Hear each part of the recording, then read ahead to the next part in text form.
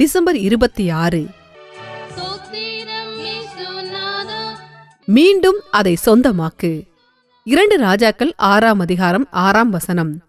தேவனுடைய மனுஷன் அது எங்கே விழுந்தது என்று கேட்டான். அவன் அந்த இடத்தை காண்பித்தான். தீர்க்கதரிசிகளின் புத்திரர்கள் மரத்தை வெட்டும்போது ஒருவனின் கோடரி அதன் கைப்பிடியை நின்று கலன்று தண்ணீரில் விழுந்தது. கோடரி நம் ஆவிக்குரிய அனுபவங்களையும் ஆசீர்வாதங்களையும் குறிக்கிறது. உன் கோடரியை நீ இழந்து போயிருப்பாயாகில் அதை நீ எந்த இடத்தில் தவறவிட்டாய் என்று கண்டுபிடிக்க வேண்டியது முக்கியமானதாகும். உன் ஆவிக்குரிய ஆசீர்வாதங்களை நீ இழந்து போவதற்கு வேறு யாரும் பொறுப்பல்ல. ஆனாலும் நீ ஆதியில் கொண்டிருந்த அன்பை விட்டாய் என்று உன் பேரில் எனக்கு குறை உண்டு. ஆகையால் நீ இன்ன நிலைமையிலிருந்து விழுந்தாய் என்பதை நினைத்து மனம் திரும்பு. இதை நாம் வெளிப்படுத்தல் 2ஆம் அதிகாரம் 4-5 வசனங்களில் பார்க்கிறோம். பிசாசுக்கு எங்கு இடம் கொடுத்தோம் என்று நம்மை நாமே ஆராய்ந்து பார்ப்பதற்கு நாம் நேரம் எடுத்துக்கொள்ள வேண்டியது அவசியமாகும். அவன் எந்த வாசல் வழியாக உள்ளே நுழைந்தான் என்று நாம் கண்டறிய வேண்டும். இதை குறித்து நீ கவலையற்றவனாயிருந்து உன் ஆவிக்குரிய ஜீவியம் குன்றி இருப்பதற்கு சூழ்நிலைகளும் மற்றவர்களுமே காரணம் என்று எண்ணுவாயாகில் நீ சகாயம் பெற்றுக்கொள்ளவோ மீண்டும் முந்தின சீருக்கு கொண்டுவரப்படவோ முடியாது. ஒருவன் தன் கோடரியை இழந்து போகும்போது உடன்தாமே மரம் வெட்டும் வேலை நின்றுவிடும். அதன் விளைவாக வீடு கட்டும் வேலையும் நின்று போகும்.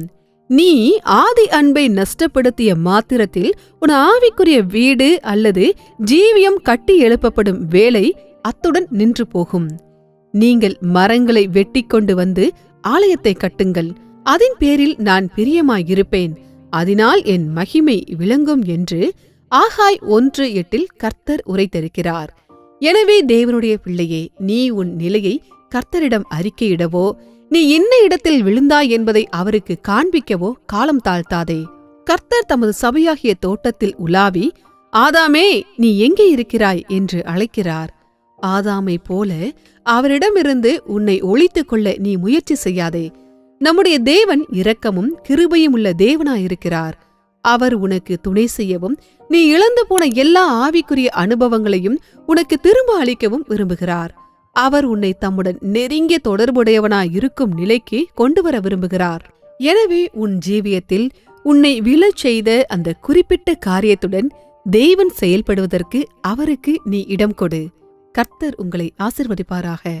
December 26, 2025.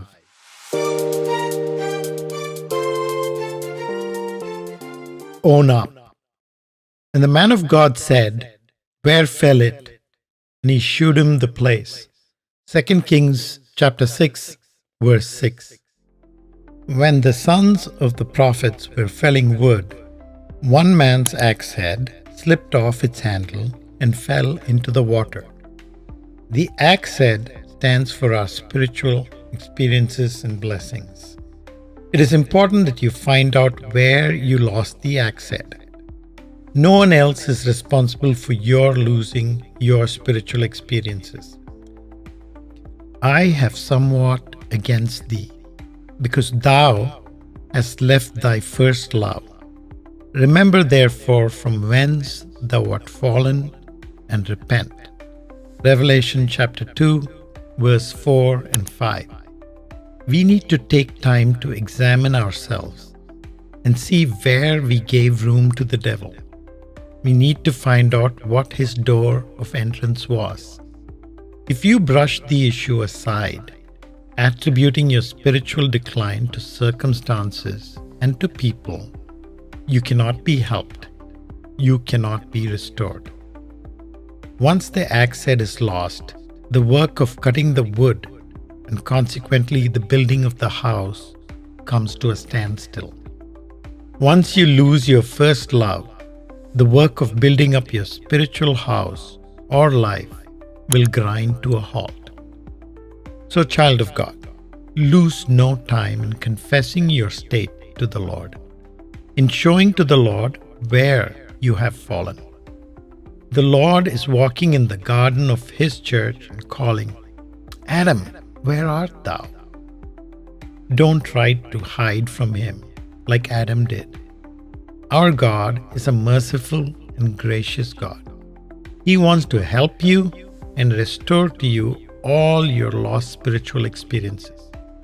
He wants to bring you into a close relationship with Him. Let Him deal with the particular thing in your life that made you fall. கர்த்தரின் நாமமே பலமான துருகமே, நான் அங்கே ஓடி சுகமாக தங்குவேன். கர்த்தரின் நாமமே பலமான துருகமே, நான் அங்கே ஓடி சுகமாக தங்குவேன். கர்த்தரின் செட்டையின் கீழடைக்கலம் வந்ததால் நிறைவான ஆறுதல் பலனும் அடைவேனே. கர்த்தரின்